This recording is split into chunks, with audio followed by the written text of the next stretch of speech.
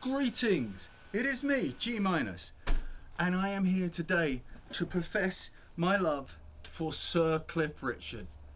I love Cliff Richard. Yes, I do, and I am going to say it. Why am I saying it? No reason, really. I just want to show off my Cliff Richard records. I wonder sometimes if I might have the best Cliff Richard early recordings collection in Oregon. I bet I do. Maybe there's someone else. But why do I have Cliff? Why do I want to talk about him? Because I appreciate him, and I think it's time to give him his props, or what's the other thing people say? Flowers. I'm going to give Cliff his flowers.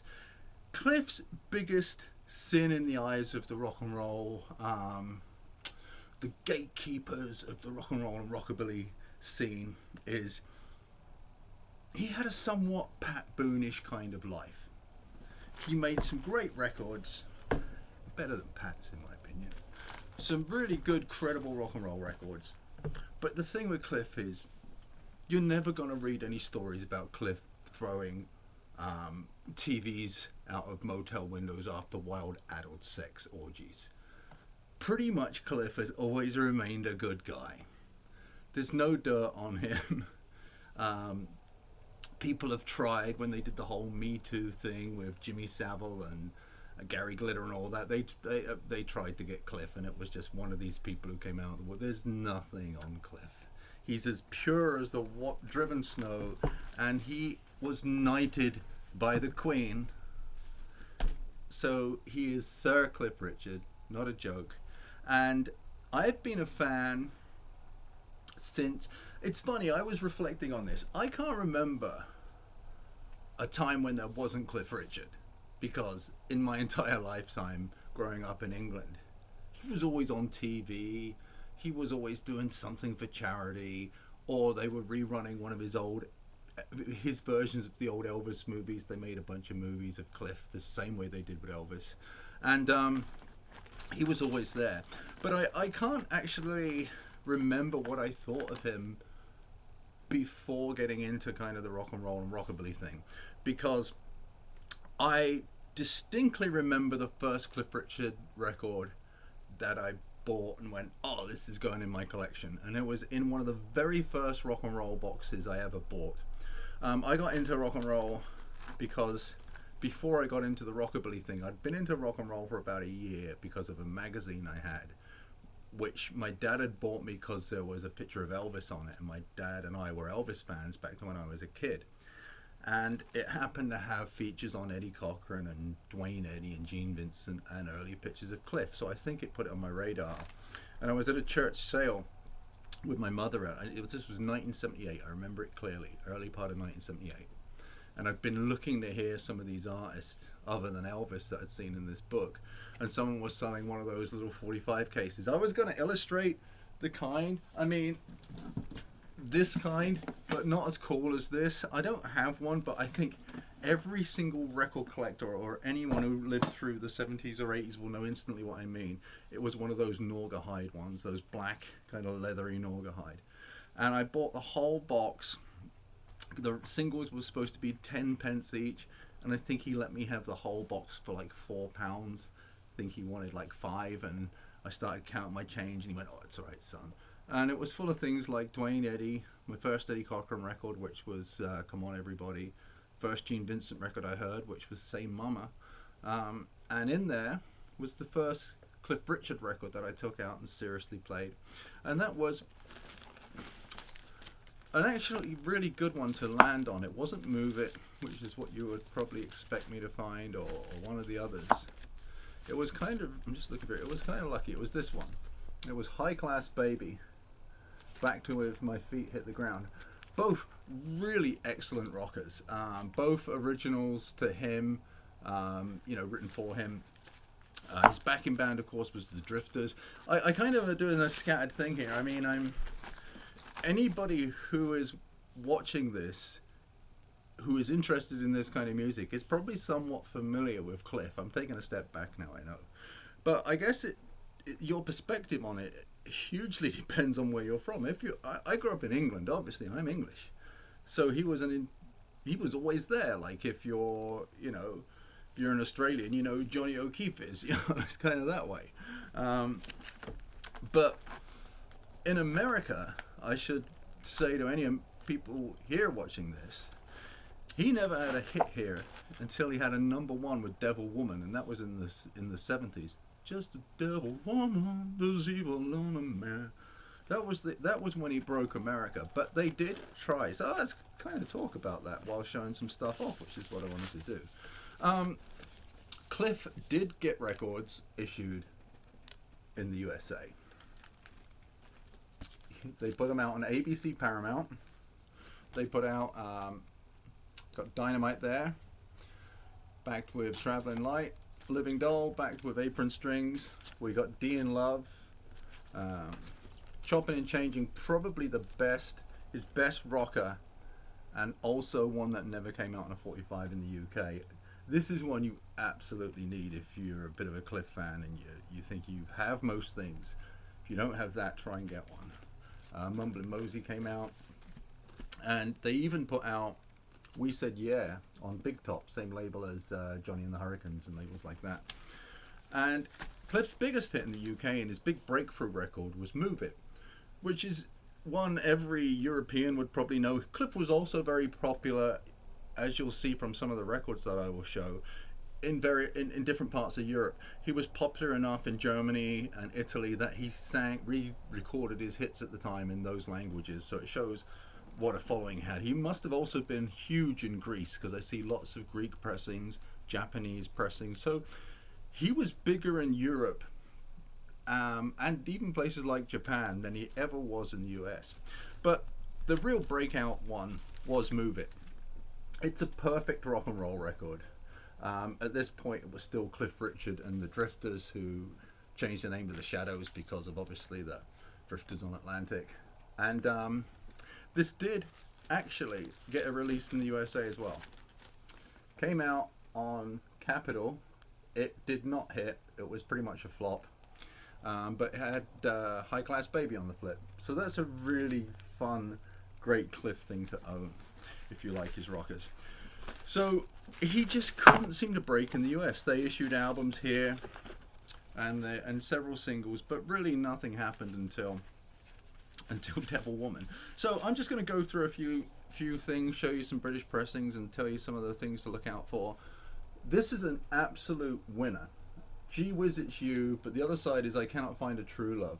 This is a really frantic rocker. Starts off slow, then goes into an up-tempo rockabilly song. He's talking about going to move on down the line and all this kind of stuff and going to Memphis. This is one of the great unknown Cliff records. It looks like it's a British pressing, but it was actually an export, I believe. It's the sort of thing you can find like 10, 15 bucks online. Bob Thomas at Bim Bam Records has been selling copies of this for years, and I see on the sleeve he sold me it for £8, and I bet you he's got some now. Other ones, this is the UK pressings. We got Dynamite there, but I think Traveling Light was the kind of hit side. One of his other best rockers, probably, I think, possibly his best two-sider in my opinion, Mean Streak and Nevermind. Both of those sides are flat out rockers, absolutely fantastic. Still got the Drifters as a backing band. There we got High Class Baby. UK pressing of Be in Love, I showed you the other one. Cover versions like Willie and the Hand Jive. There's a UK pressing of Apron Strings.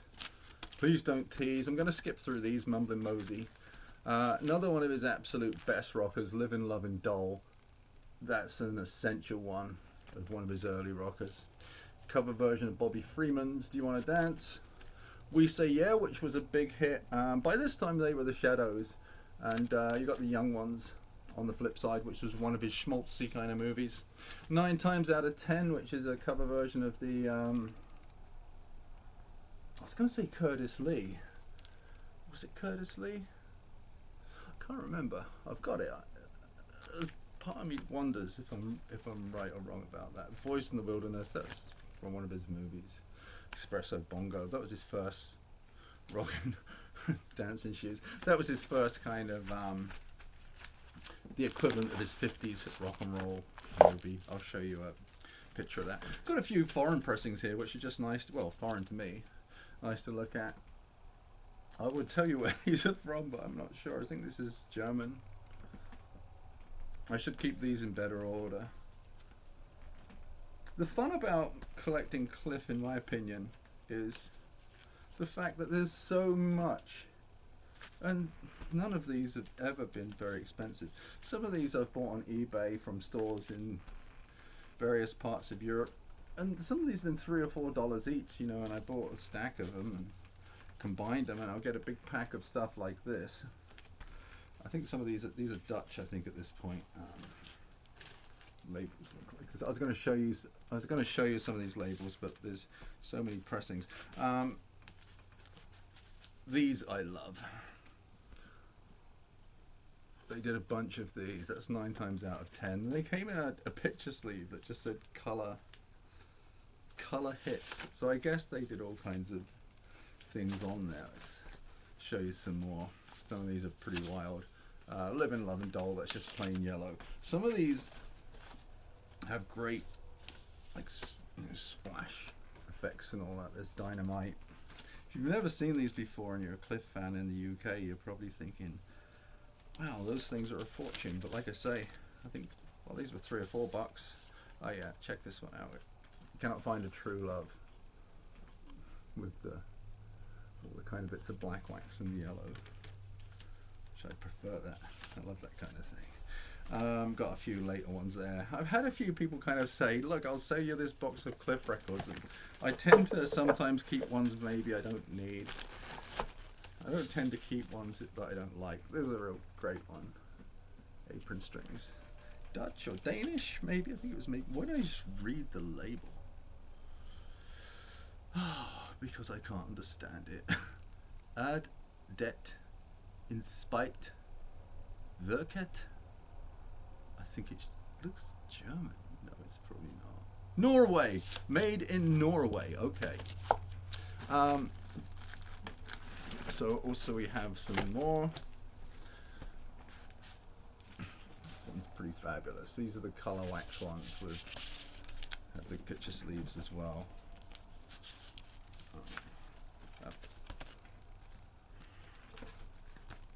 Oh, that's a bootleg. A good one though. Unissued tracks.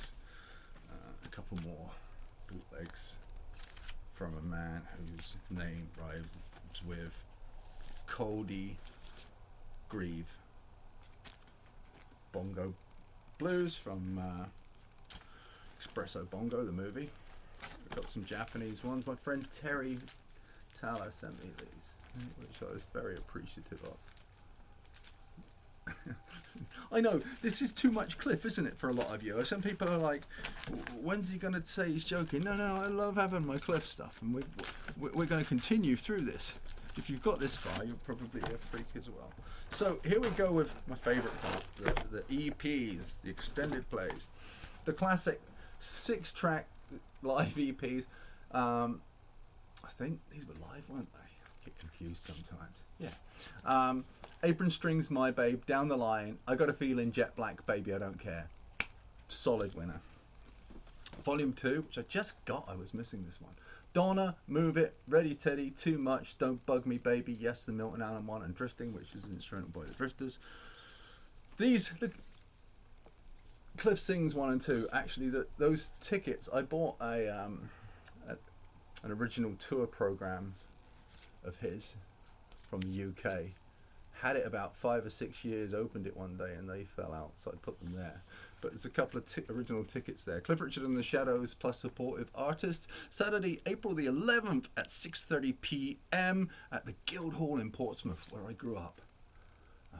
Cliff 1 and Cliff 2, we've got Here Comes Some, I Gotta Know, Blue Suede Shoes, Snake and the Bookworm, cover versions 20, Flight Rock, Pointed Toe Shoes, Mean Woman Blues, I'm Walking. That's a good one. I don't have part 3, but I've got part 4, and that has I Don't Know Why, Little Things Mean a Lot, Somewhere Along the Way, and That's My Desire, none of which I can remember.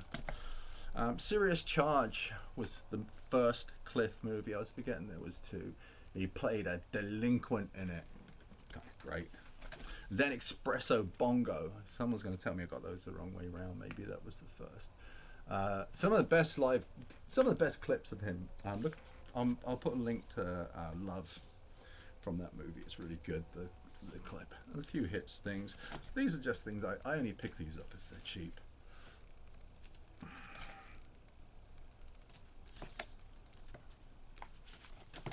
Things like this. I mean, I'm not a big fan of. It's kind of the equivalent of having an Elvis collection and deciding to keep, like, you know, a Fun in Acapulco soundtrack or something. You kind of doubt yourself a little. Oh, this is where the good ones come. We got some foreign ones now. That's French. That's great. That one. French. En français, I think. Je suis en français? Maybe not. I'm not sure where that. Oh, Norway. This is from Norway. I'm only Norwegian. I don't know much French either. That one, that is French. I'm pretty sure that is. I don't know that. I was going to say it was French, but that's from Norway. Cliff was obviously big in Norway. This where is this from? This is from somewhere else completely, if I remember rightly. Mexico, maybe?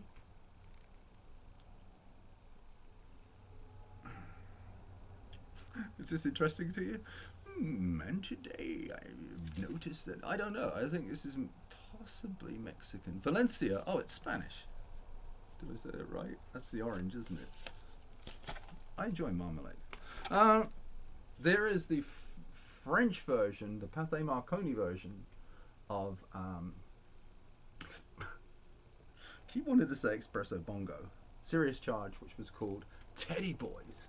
So that's the one to go for. That was really cool. That one's just a super duper French, maybe? Denmark. I'm learning myself here. So we're nearly at the end of this horror for you. This one, which is French. And this one, that's also French, isn't this great?